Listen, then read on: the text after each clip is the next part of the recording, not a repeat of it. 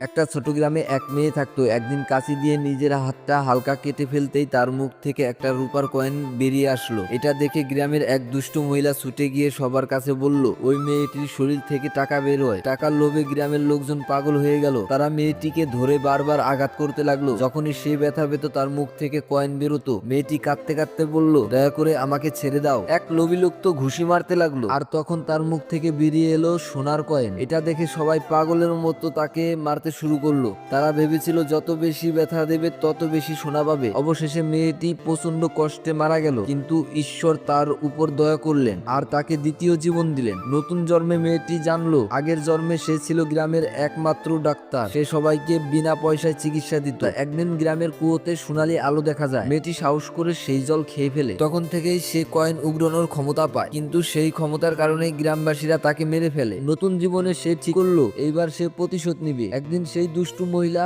আবার এলো আর বলল, কুয়োর জলে কিছু হয়েছে, তুই গিয়ে পরীক্ষা কর। আসলে সে মেয়েটিকে বিষাক্ত জল খাওয়াতে চেয়েছিল, কিন্তু বুদ্ধিমান মেয়েটি এবার ফাঁদ পাতলো। সে সেই জলের গ্লাস খাওয়ালো লোকটাকে, যে আগের জন্মে তাকে সবচেয়ে বেশি কষ্ট দিয়েছিল। 3 দিন পর মেয়েটি গ্রামের সবাইকে নিয়ে free health check up camp করলো। আসলে সে চাইছিল লোকটার আসল রূপ সবাই দেখুক। লোকটা কিছু বুঝে পালাতে চাইছিল, কিন্তু মেয়েটি তাকে ধরে কাঁটাওয়ালা চেয়ারে বসিয়ে দিল। ব্যথায় কাঁপতে কাঁপতে তার মুখ থেকে রূপার কয়েন বেরোতে লাগলো। সবাই অবাক হয়ে গেল, যে মানুষটা আগে তাকে কষ্ট দিয়েছিল আজ তার মুখ থেকেই বেরোচ্ছে টাকা। তখন গ্রামবাসীরা বলল, এটা তো শাস্তি, এভাবেই সে পাপের ফল পাচ্ছে। শেষে তারা লোকটাকে বেঁধে রাখলো, আর সেই হয়ে গেল গ্রামের নতুন টাকা বানানোর যন্ত্র।